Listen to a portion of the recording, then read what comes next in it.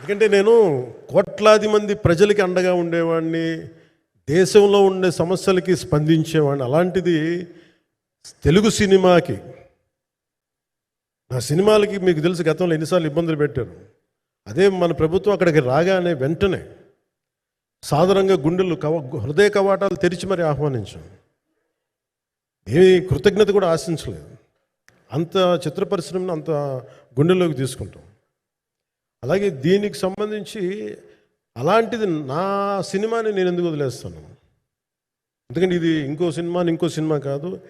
ఒక మేకప్ మ్యాన్గా ప్రారంభమయ్యి ఇంకో ప్రొడ్యూసరు, డబ్బులున్న ప్రొడ్యూసరు, పెద్ద జీవితాల నుంచి వచ్చిన ప్రొడ్యూసరే కాదు, చాలా చిన్న స్థాయి నుంచి, చాలా చిన్న స్థాయి, ఒక మేకప్ మ్యాన్ స్థాయి నుంచి బాయ్గా స్టార్ట్, అంటే చిన్నపాటి అసిస్టెంట్గా స్టార్ట్ అయ్యి చాలామంది మన సీనియర్ దర్శకులందరి దగ్గర పనిచేసి అంచెలంచెలుగా ఎదిగి నిర్మాత అయ్యి, దర్శకుడయ్యి, స్క్రీన్ ప్లే రైటర్ అయ్యి, మీరు ఏమన్నానంటే ఆయన మౌనంగా ఉంటారు.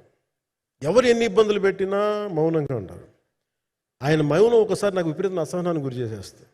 మీరు ఏదైనా మాట్లాడాలంటే ఎవరు ఇబ్బందులు పెట్టి ఏం ఎదురు తిరగరు ఏంటంటే అంటే ఇలా అంటారు, ఏం చేయాలి. ఇంకా ఇలాంటి వ్యక్తికి ఆయన మౌనం నన్ను ఇలా రోడ్ల మీదకి వచ్చి ఇలా మీ దగ్గరికి ముందు నుంచోబెట్టింది.